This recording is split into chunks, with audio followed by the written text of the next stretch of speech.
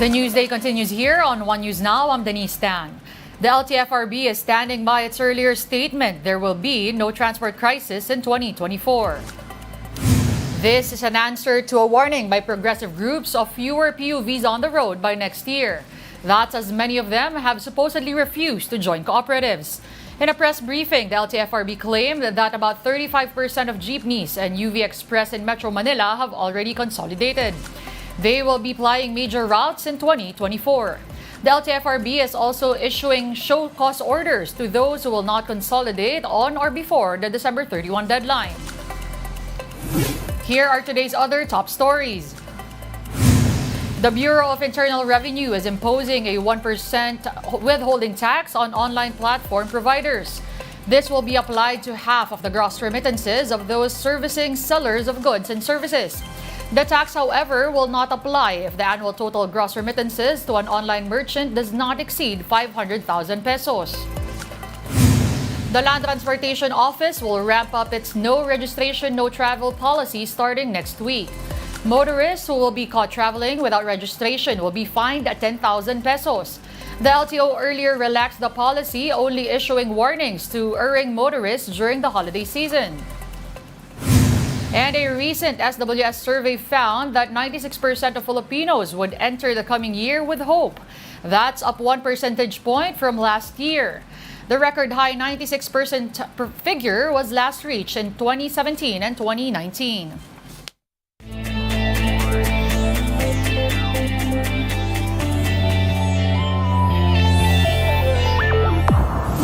In sports, Sotto has switched teams in the Japan B.League. He will now suit up for the Yokohama B Corsairs.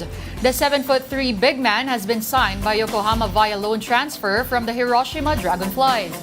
The team believes Sotto will put them over the hump as they look to improve their 10-14 standing at the moment. Sotto's size and shooting touch is expected to help the team in a myriad of ways, as well as his defensive presence and rebounding.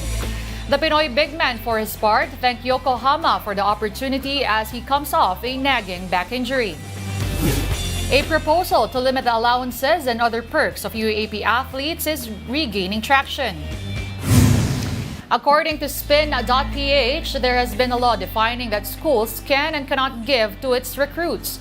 League officials supposedly know about this but are yet to implement the policy. One of the alleged provisions seeks a limit of 15 to 20,000 pesos for the monthly stipend given to student athletes.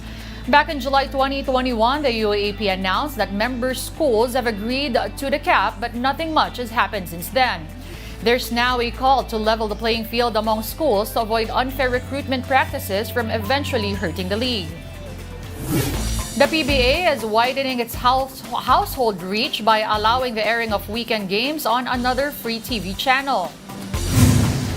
CNN Philippines will begin broadcasting the matches in the quarterfinals of the ongoing Commissioner's Cup. That's starting January 20th, the first Saturday offering of the playoffs. PBA on another channel was made possible by the partnership between TV5, which produces the games, and 9 Media Corporation, owner of CNN Philippines. Meanwhile, fans can still continue watching games on A to Z, the league's home network this season. A to Z airs games every Wednesdays and Fridays at 4 and 8 p.m. and on Sundays at 3 and 6:15 p.m. PBA Commissioner Willie Marshall says there's a likely shift in time slots when the league resumes after the holidays, with CNN now in the mix. The PBA resumes on January 5. We're taking a timeout. The game on One News Now will return after a quick break. Stay tuned.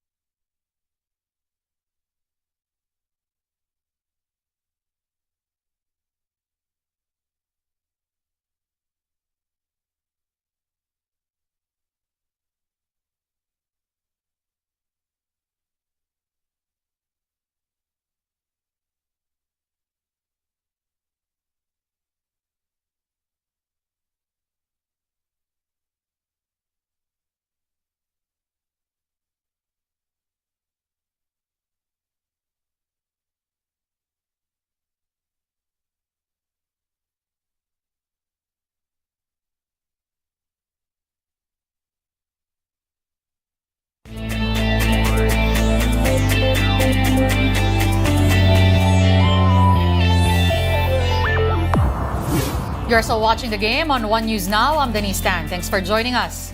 A huge year for football in Saudi Arabia saw the arrival of several expensive foreign superstars who have catalyzed the growth of the local league. Now the country has become a scene for global tournaments as well. Check out this Reuters video. It has been a seismic year for Saudi Arabian soccer in 2023. Its domestic league has enjoyed an influx of foreign superstars. Well, for me, it's a pleasure to be here. An audacious bid to host the 2034 World Cup and the staging of FIFA's Intercontinental Club Tournament. While growing the sport in its own backyard, Saudi Arabia is also investing in leading clubs and organisations all over the world. The Saudi soccer bubble does not look like bursting anytime soon.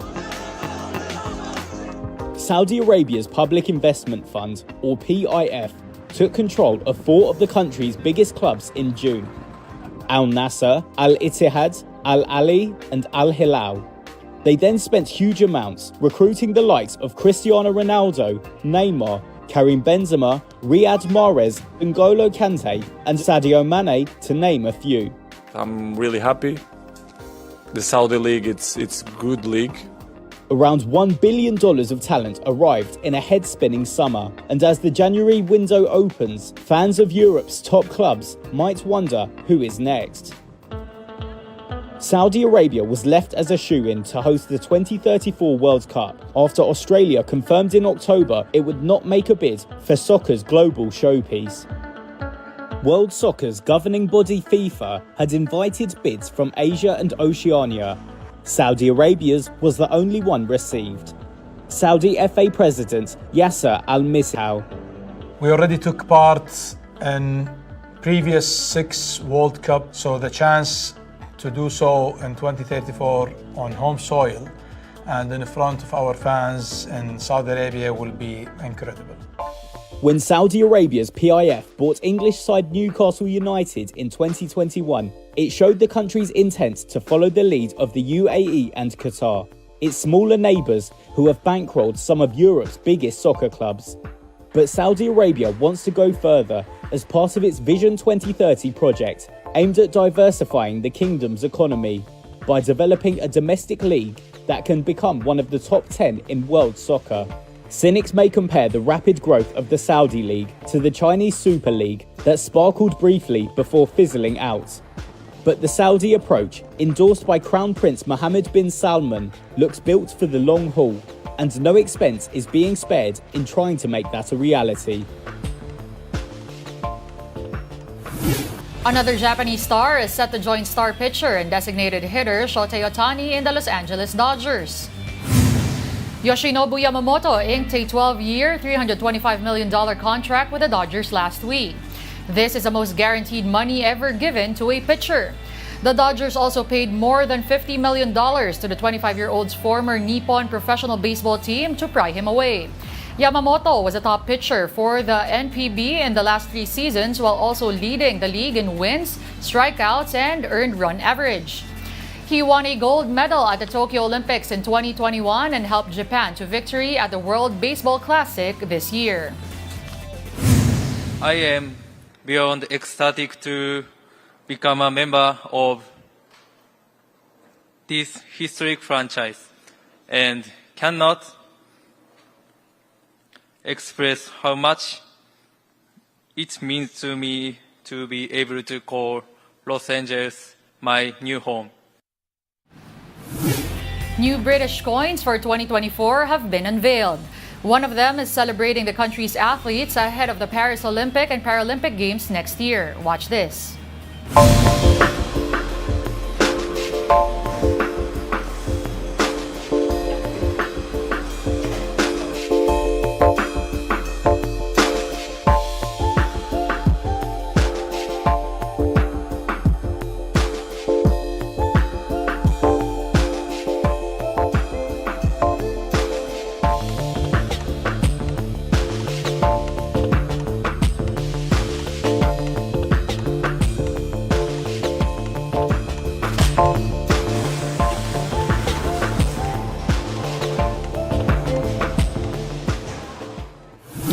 Check out more stories at onesports.ph. Meantime, the Newsday continues later at 6 in the evening. See you then. I'm Denise Tan. We are One News.